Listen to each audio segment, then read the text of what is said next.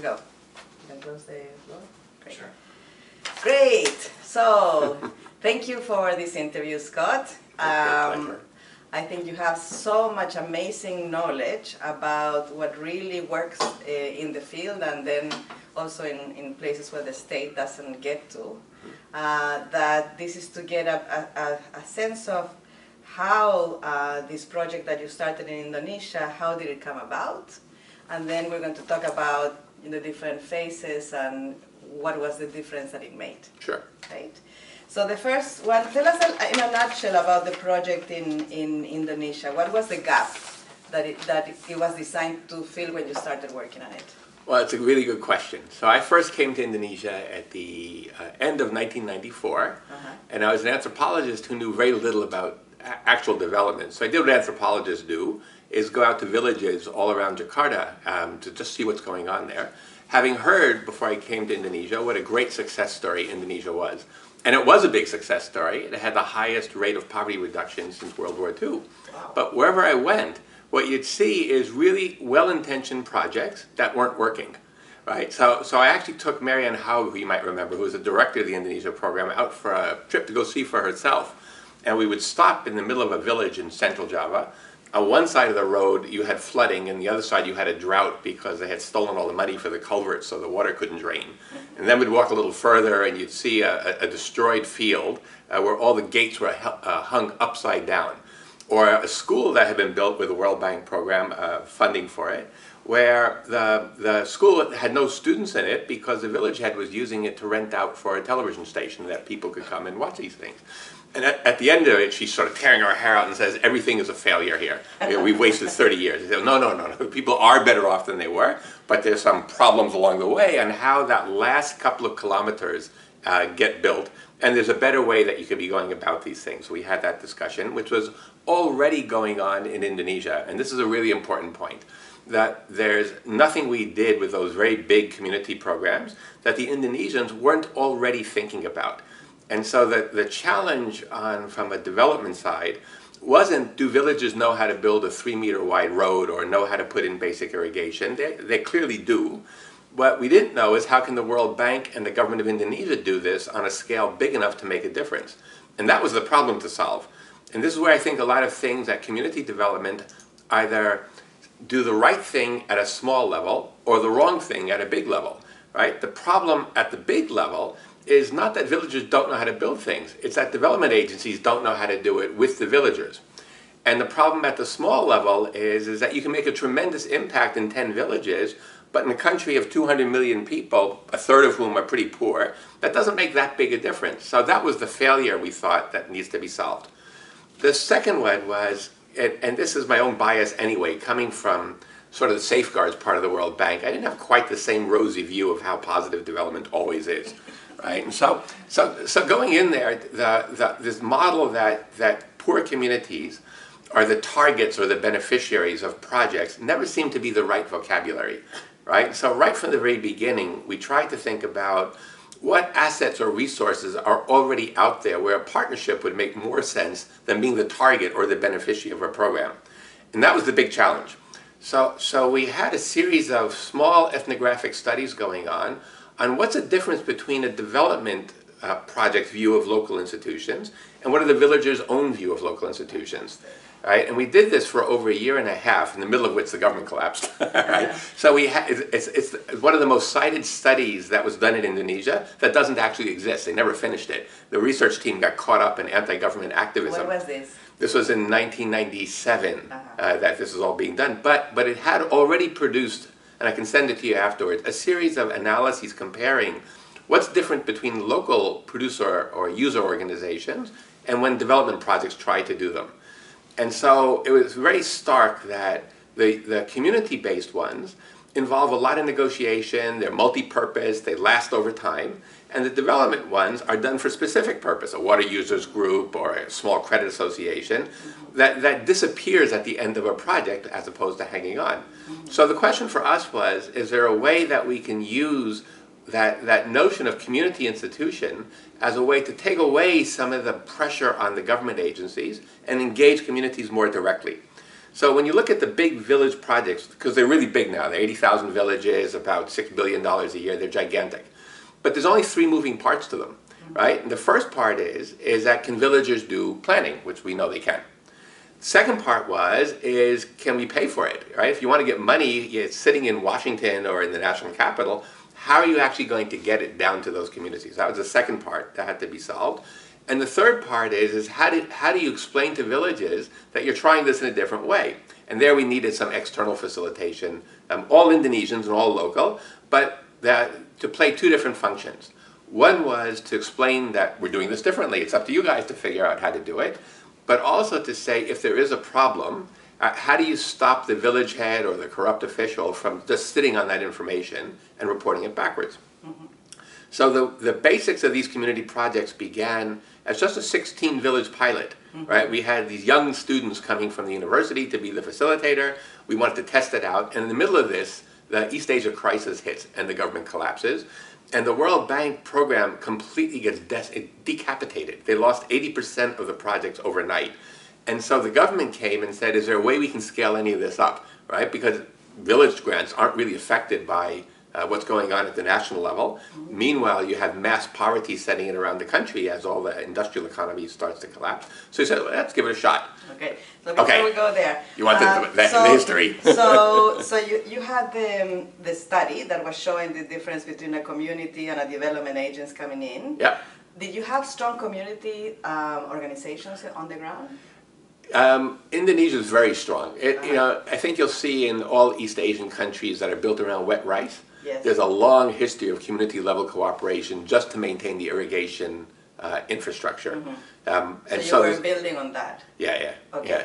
Did you have to identify which organizations you would be working with? No, because we thought that was the wrong model. Okay. Right. So in fact, that's what a lot of past projects have done is they pick out the one they're interested in. Yes. Right, and we said, well, why do it that way? You're drawing lines between what's actually a cooperative at the village level. Yes. Let them work out what user groups they want to be forming there. Okay. Just put in some principles of participation. Okay, and so in the design, were you designing with the community? What would be the project? Yeah, we spent a year doing that. Right, so with those 12 initial communities, 12 yes. or 16, and 12 in the end, 12 initial communities, it was testing it all out. So more than pilots, you were prototyping. Yes. I don't believe in pilots, right? They just take too long by the time you get done with the evaluation. But the big problem was, like I said... Were you spending a lot of money doing this? Or no, we had $100,000 for the whole year. Fantastic. Right? But the big problem to solve actually wasn't at the village level. It was how do you get the money down there, right? And most of the work for designing this on a big scale was undoing standard project design. Mm-hmm. Right, so the sort of standard contract that villages would have to sign mm-hmm. was 80 pages long and in English. Mm-hmm. Right, we had to convince the bank that it was going to be 2 pages long mm-hmm. and in Indonesian. Right, and it's been a constant struggle to keep things simple. And if you say like one lesson on how to do this on a big scale, 3 moving parts, no form more than 2 pages long, really, really simple. And there's such a push to mystify. Right? Because once you make them complicated, somebody has to explain how to do it. And as soon as you do that, the villages lose the agency. And did it take time for you to build the trust in these 12 villages that the World Bank or the government meant something different than the usual? No, they didn't believe it all the way through. Until the money hit their hands, they didn't believe it. They thought this is something they have to do. How did you keep them engaged and also opening up to be part of the co-creation of this process? Well, I think, and this has been true all the way through, that villages like to have those meetings and discussions, and the role of an outside facilitator meant people could talk to the facilitator with complaints about other parts of the village. Okay. So both sides are playing this game, yes. right? And so they found it sort of entertaining to sit around and sort of make hits against the village head that we know he walked off with the money. Yes. They wouldn't quite come out and say that, but these meetings were useful for that kind of thing. So both sides enjoyed it. So the facilitator helped the group have an equal voice that they wouldn't be able to have in their traditional meetings? We wouldn't have any women in the meetings otherwise. Ah, okay. Right. And so you did these 12, what type of ideas did they come out with that you had never thought about from the top? Well, we have exotics and we have standard. The standard ones are not big surprise that everybody wouldn't mind having clean water or a school or something like that. But what was different was where they put it, right? So if you look at the distribution of it, we did a lot of mapping, and a lot of the infrastructure that was being built was always around the village head house or right in the immediate center. And so putting it where the people actually lived was innovative. Then you got the oddball projects, right? So in one area, my partners was reporting that on the island of Sumatra, he was looking that they came up with the idea of using all the money to buy monkeys. He said, why would you possibly buy monkeys with this? Well, it turns out they were training the monkeys to harvest coconuts. So the people could sit around and drink beer while the monkeys did all the work. And that was a pretty good investment that never would have occurred to me. Right? Yeah. And they do a few other things. In eastern Indonesia, they bought ambulances where you had extremely high levels of maternal mortality. And in theory, they had a budget to help women get to those clinics, but the budgets never appeared, so the communities really wanted to lower that death rate. So they bought ambulances, and that wasn't something we had all thought about either. And how did you get the political space, both within the bank and with the government, to experiment for that year? That's actually a really good question, because in a lot of these community development projects, there's two kinds of drivers that make them possible, because we're talking about large amounts of money that in ways they're not used to. For Indonesia, we had, like I said, it built on something the government was trying to do anyway, which is continue the process of decentralization. But when the East Asia crisis hit, it was a great opportunity to try big-scale new ideas. Right? So you had one was latching onto political processes that were going anyway, but then a crisis was a new opportunity. And the bank, within the bank, how did you get the space? Well, it's interesting, because the bank was almost the same way, right? The bank was was freaked out by what happened in 1998 when the portfolio collapsed. And the fact that the government was coming and saying, can you help us absorb all these people who are being thrown out of work? And we had a model to do some of that. But I think people underestimate how much work it required. And management had to recognize, and they did to their credit, that things like just having villagers directly sign off on cash violated every procedure they already had, and they gave us waivers. Eventually we had to go back to the World Bank's board and reissue the rules, but we were given the space to experiment. And that's the management's credit on that one. And so then you had the 12 pilots, and what were the results that you used in order to say, we can scale this? Didn't use any of them, right? The only thing we used was that we could say that the money reached them and we knew where it was, right? The crisis was so big, they just took it on trust that it was going to be able to work. Wow. So we never did an evaluation. The team, like I said, joined the opposition, and the evaluation never happened. So what results did you need to know that you were ready to scale? I didn't need any, right? I knew it was going to work, right? Why? Because, like I said, because the problem has never been, can villagers build a road, right? It was, can the World Bank and the government find ways to get money that reach the villages and lets them make the decision. So the things to change on the way down actually weren't about village planning. They were about, can the bank deliver the money, and can the government release it enough so that villagers have the flexibility. So you went in with the belief that the villages would know better than the top-down what they needed to solve their last mile.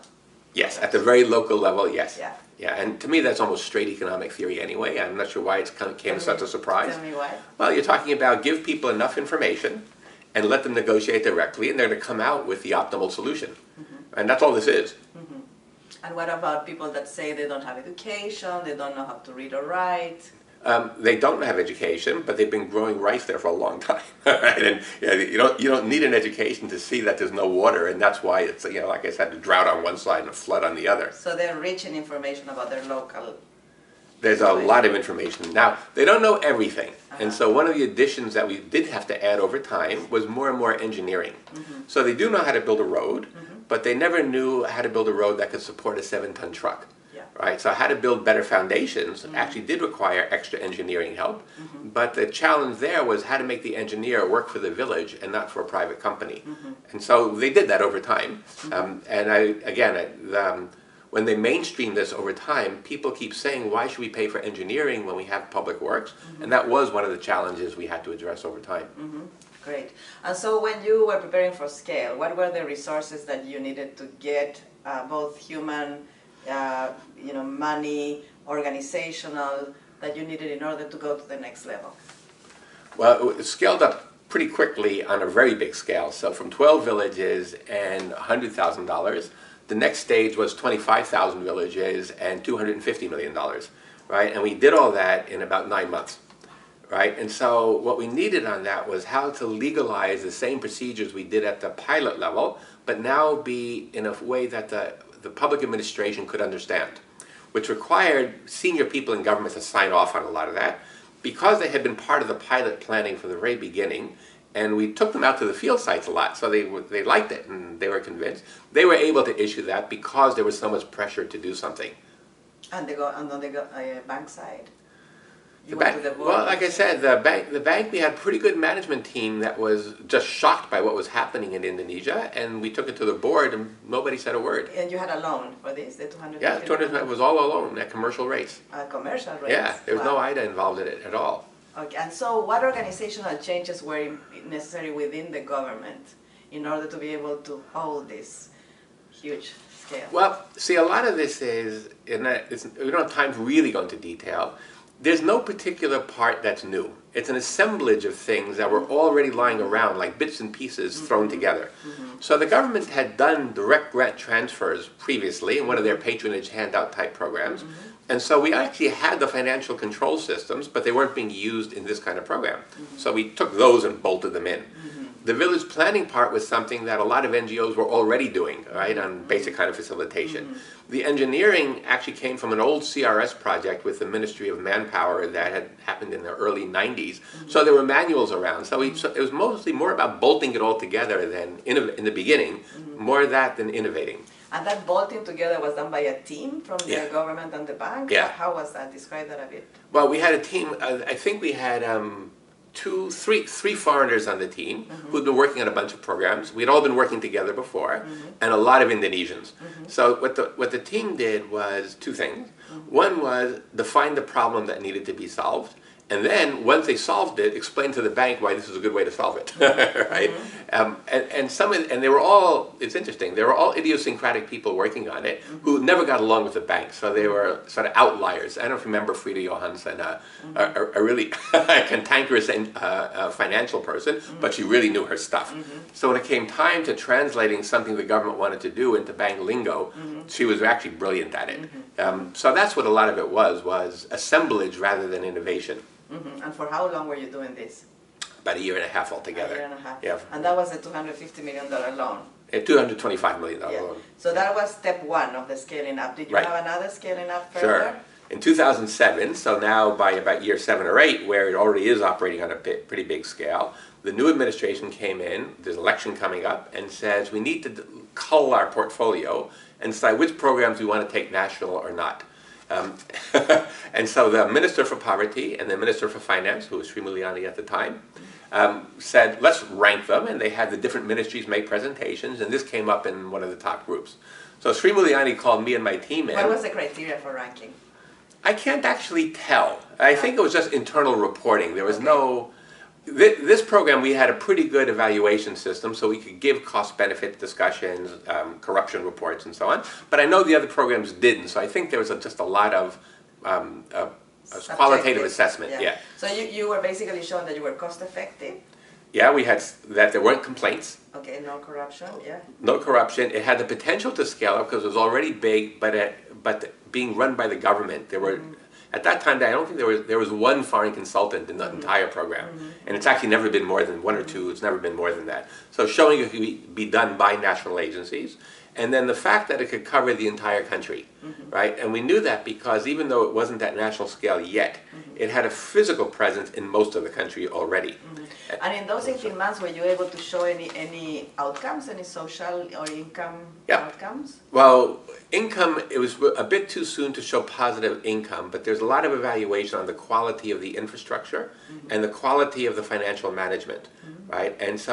And that let you also look at unit costs, which were about half of what it was costing the government using the public system. And so people didn't want to discuss that because it was a little embarrassing, but internally they all knew. It is much, much, much cheaper. And then the popularity side was coming up in multiple ways. How? Delegations from local government that saying do more. We started to put in little tricks that would say, we knew decentralization's coming, so start putting in matching funds. And we expected to see about half of the districts take it up. Actually, all but 2 took it up, right? And there was a sliding scale based on wealth, and some of them, the local governments were putting in up to 50%. One other statistic that mattered a lot for the government was we kept very good records on how much community contribution there was. Right? And we actually had an interesting bet going on with some of the bank people, where the bank will normally put a compulsory amount that you have to contribute. And we said that's just a proxy for ownership. So if you have good ownership, you don't have to put in a compulsory amount. But what you'll get without a compulsory amount, right? Nobody ever does more than you're required to do, is that richer villages will put in more. Right, and you won't rule out your poorest villages, right? So you'll probably get the same average amount, but you'll have a bigger spread on what the communities contribute, and that's exactly what we got. And the scale of community contributions was pretty impressive. Some putting in matching with cash, some of them up to 50% of what the government put in. That was in the rich ones. Yeah. Anyway, so that was a compelling argument. And so Sri Mulyani comes to you after this meeting, and well, it's pretty funny. So she says, "Tell me how you think you could scale this up." And we say, fine, we'll write you a briefing paper and come back in a week. And she says, no, you don't understand what I'm asking you, right? All right, you're going to do it now. I have to go to a meeting, so she locks the door. And says, I'll be back in an hour, right? And so the bank's economist, Susan Wong, the M&E person, and myself had to produce this slide presentation on how we'd go about scaling it up. She comes back, releases us so you can go to the bathroom. Right? And we gave the slide presentation on showing how it was a modular structure. Right? Each village is essentially a freestanding unit, so some of them aren't any good. You don't stop the program, you can keep scaling it up. And then they sort of bought into that and set up a minister-level steering committee. So you had 9 ministers on this program, and it became a multi-billion-dollar program that way. Amazing. So tell me about when it went to the national level. How effective was it in reaching that last mile that you wanted to reach in the original idea? Both good and bad. So if you drive around Java, even today, or Indonesia today, pretty much any village infrastructure you see was built by this program, right? And you know this both because it built a lot, and there's signboards everywhere, and a lot of the other programs didn't work at all, right? And so more and more you see that, and this became law later when we mainstreamed it under the village law. It's just a direct transfer down to the communities, and they can handle that. So in that sense, that was good. The downside is that a lot of the things they built needed to be coordinated with other parts of the government that are more technical or recurring cost. And that, because they saw this as a separate program, there was never any good coordination with them. So the villages can still build a school, but it doesn't mean they can put a teacher in them. Right? And that's been problematic all the way through, and not just in Indonesia, pretty much everywhere with these community programs, is how do you go beyond local level infrastructure and into things that would be more sustainable and recurrent. So not impossible, it's just the big challenge coming up. Yeah, and have you thought about how you can do that? Yes, and so we have, both in Indonesia and in the Afghan program that we'll talk about later, that's where the current stage is trying to focus on, with ups and down results. For the Indonesia one, there's a model that the government bought, it's in the national planning system, on frontline service delivery, right, that uses this mix of direct delivery to villages, but much more monitoring of government service delivery. What's innovative there is that it took 10 years of doing the community level work to get enough sort of culture that you can confront government, that they can do the monitoring role that theory wants them to be able to do. If you just go in and say, let's do a scorecard, into a village that's never had an experience of doing this, it actually doesn't go anywhere. Right? But after 10 years that you have these negotiations and there's a way that they can act on government programs, there it's turning out to be more effective. Very good. So I think you're also balancing several things. I hear you talking about balancing the facilitator role with the expert role, balancing the community-driven with the other services in the government. Right. So if we think about the missing middle, and we think that there are things that governments can do well top-down, there are other things like the last mile that they cannot, and it's community who does it. And on the other hand, you see a lot of organizations like the NGOs that you were working, or community organizations that struggle to scale. How do you think, with this experience of Indonesia, how do you think the development community can think about bridging this missing middle? Well, I've always said that we're using concepts drawn from social capital to make these kinds of programs work. Their efficacy stops when you hit the public administration, right? So it's not just a matter of doing the same thing at a higher scale. It's how do you get the incentives and the accountability at the local government level to interact with these kinds of systems. Now, NGOs, right, can play two different roles here. So one is the service delivery that we use, not so much in Indonesia, but in other countries. But the advocacy role NGOs play is fundamental here, right? And there, that keeping that autonomous third sector operating, right? There, it's been a recurrent problem on donors keep pushing NGOs to become contractors, which is not the most socially useful, biggest use of an NGO. The advocacy role really is critical for getting a lot of these kinds of sort of pressure on government to change its practices. It needs to be independent from subcontracting. Right, otherwise they just get shut down whenever they raise any kind of complaints. Yeah. So that would be an area where I just think development went off track about 15 years ago and needs to get back on track. The second area is that there hasn't been enough study of the incentives that actually work on why should service providers actually deliver. Right? In Afghanistan, I was talking to a local government provider where he said, well, I don't want to get shot. Well, we can't use that argument in Indonesia, right? But this issue of, so why should they? What they're graded on is, did they spend their budget or not? They're not graded on, did more kids go to school, or are there more books in there? So there, your community accountability offers you one of several ways that you could start to fix that. What we've started to do in Indonesia, which hasn't gone on enough, but it's starting there, is the political route. Right? So communities, instead of reporting to the Ministry of Education on whether the teacher showed up, can now tell the governor. And the governor is the one who has to get reelected, so he can start to put pressure and say, so why isn't there a teacher here? These changes are slow, and I think people overestimate how quick you're going to get an accountability-driven reform program in place. And they're not quite as simple as just saying that the villagers report. There has to be some sanction or incentive that happens afterwards. If I'm an ordinary government official and someone says, I'm going to cut your budget by 30%, why do I care? It doesn't come to me. That doesn't mean I can't buy another television, or the other way around, that you increase it because you did a good job.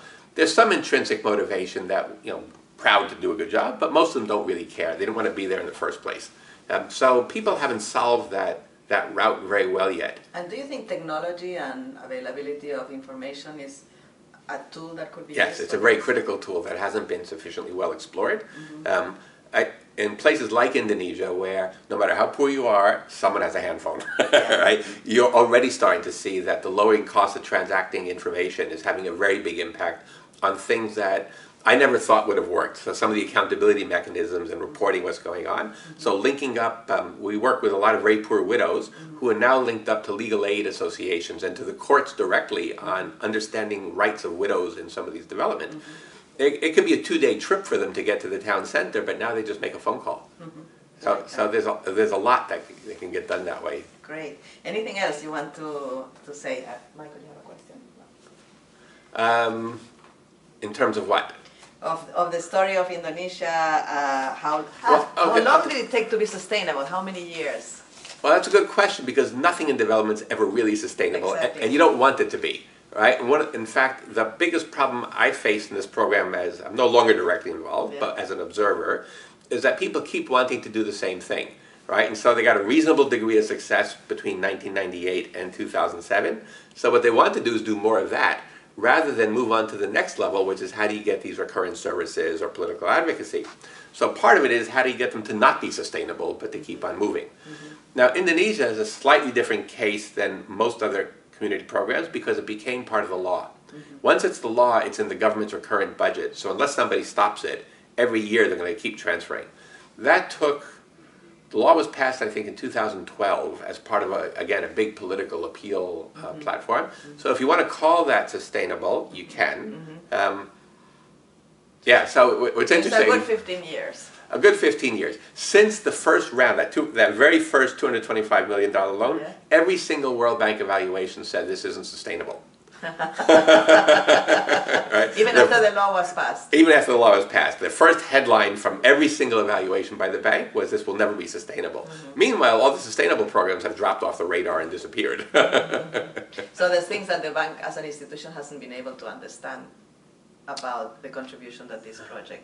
No, the bank likes it a lot now, right? It took a while, and there's lots of sort of griping about, and there's some fair questions. Why would you borrow money for basic village wells, right? Save it for the thermonuclear plants you want to build or something like that. And they have a point on that, and that in some ways, what's happened now is there's very, very little bank money going into it at all, and most of it's from the Indonesian budget. So that's also sustainable. Yeah, but not every country can do that. Yeah. Right? Very good. Indonesia's Wonderful. Thank you so much. It was brilliant. Really? You don't want to ask me about what failed? Well, you said, no, that what had failed. Well, what failed? What failed? Say more about what failed. So in the very first part, I wildly underestimated the importance of good engineering at the local level. Right, and that's been a recurrent problem that everyone wants to do social organizing. Yeah. And villagers really enjoy the social organizing, but after that's over, they don't want the bridge to fall down. Yeah. Right, and that's one big problem. So the expert facilitation balance. Yes. Yes. Right, so that's been one really big issue to get over. A second is that over time, these are heterogeneous villages. Some people are rich, some people are poor. People learn to game them. Right, and so you'll get more and more levels of elite capture. Once they realize money's really going to come, right, how do you fix that? And when we talk about Afghanistan, I'll tell you how we tried to fix it there. And similarly, it's not as if they're corruption-free, right? We've done some very rigorous measurement of how much corruption there is. What there is less corruption than other projects. Nobody wants to use that metric. The metric is zero tolerance to transparency, which no project has, yes. right? But we can show pretty conclusively is much lower costs and higher rates of satisfaction. The targeting question is something the bank and donors worry about a lot. I personally don't give a damn. But the targeting is not as efficient as some of the household transfer mechanisms probably would be. On the other hand, the legitimacy side is much higher. And to me, that trade-off is worth it. The impact on governance is a really interesting and complex question. We do a lot of statistical evaluation, and you don't see big returns to governance, right? I actually think there's a measurement problem that needs to be discussed differently of what would you expect the causal path to be that you'd be able to know whether that's happening. But the fact of the matter is, if you were to say today, can we show either more support for better governance or more support for government, we probably can't. Right? And again, we're talking about very large numbers and very turbulent times. And that ties into the last problem or challenge, at which, again, I think we had the wrong mental model, is we expected spillover. We said it's going to work so well in the community project that why don't the education projects adopt this model? And they didn't. Right? And a few did, but most of them don't. And it occurred to me back to that very first point that these projects are not about villages, they're about government. Right? And so from the government's perspective, you have one rule book you use for this community project and use a different one for the education project. Until someone in government says that we want to use the same rule book of community involvement for both programs, they're not going to do it, right? For them, the roadmap they get is the government instruction, not what they see about in village participation. And so we started to fix that very, very recently, right? To tell the government it's not going to spill over by itself. You have to give them regulations, the tools governments use to think with. And our own team was bad at this also.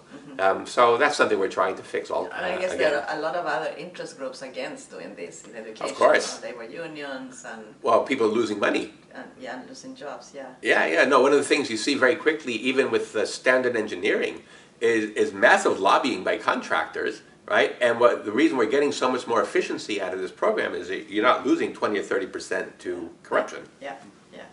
Anyway. Wonderful. All right. Good. Yeah? Fantastic. Is that useful? Great. Super. Fantastic. Okay. And it is fantastic.